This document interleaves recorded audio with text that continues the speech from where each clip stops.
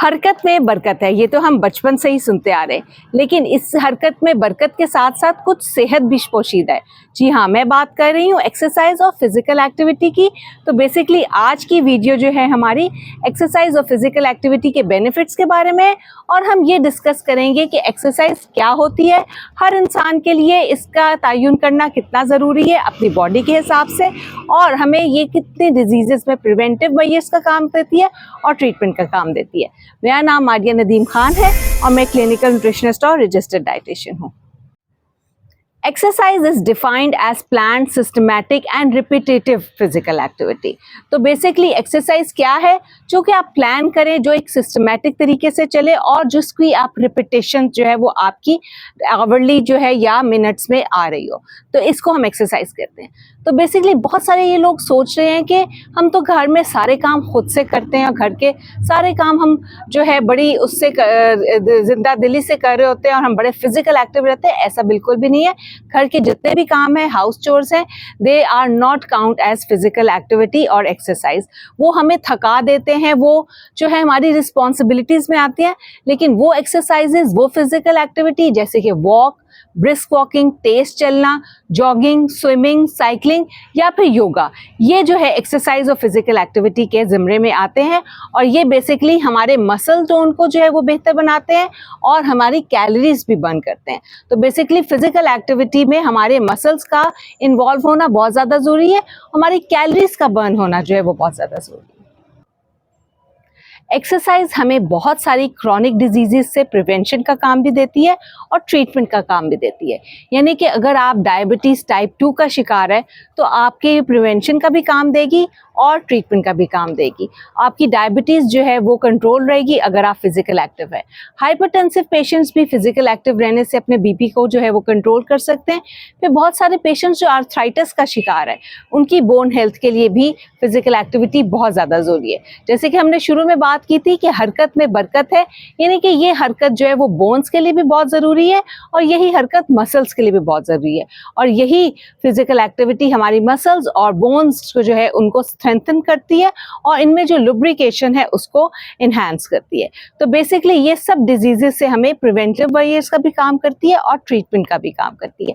इसके अलावा जो है फिजिकल एक्टिव रहने वाले लोग जो है वो खुश रहते हैं और फिजिकल एक्टिविटी को एज अ थेरेपी भी जो है वो यूज़ किया जाता है। लेकिन बहुत सारे लोग जो स्ट्रेस, डिप्रेशन, एंजाइटी का शिकार रहते हैं, उनकी थेरेपी में भी इंक्लूड किया जाता है कि आप फिजिकल एक्टिव रहें।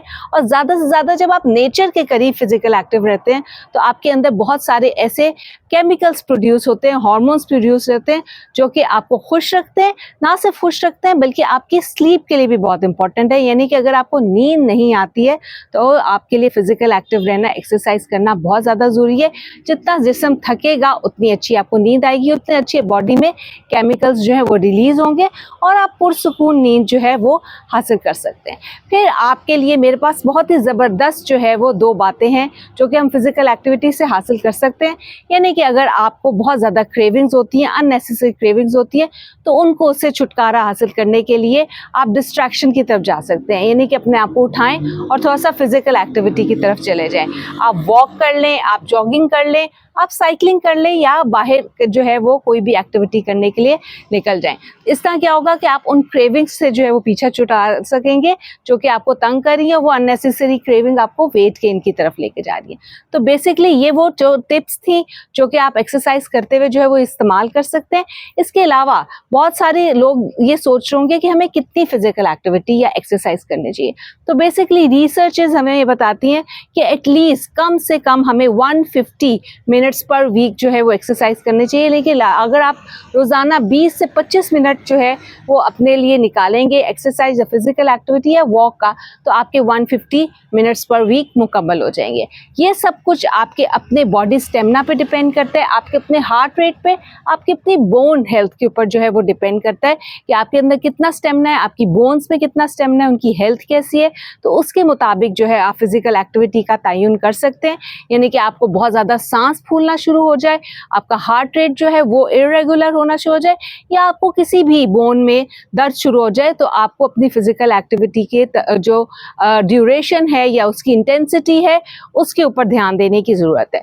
तो बेसिकली हरकत में बरकत है, यानी कि जब तक आप हरकत में रहेंगे तो आप सेहतमंद रहेंगे, तवाना रहेंगे, मेंटल हेल्थ भी आपकी अच्छी रहेगी और फिजिकल हेल्थ भी अच्छी रहेगी। तो आज से ही अपना एक स्केड्यूल बनाए, डाइटरी लाइफस्टाइल के साथ फिजिकल एक्टिविटी एक बहुत ही अहम अंसर है हमारे हेल्दी लाइफस्टाइल का। तो इसको जो है अपनी डाइटरी लाइफस्टाइल के साथ मैनेज करें और उठें अभी तक सोफे से, और अपने इस प्लान को जो है वो मुरतब दें कि मैंने कल से किस तरह अपनी फिजिकल एक्टिविटी को मैनेज करना है। Thank you so much.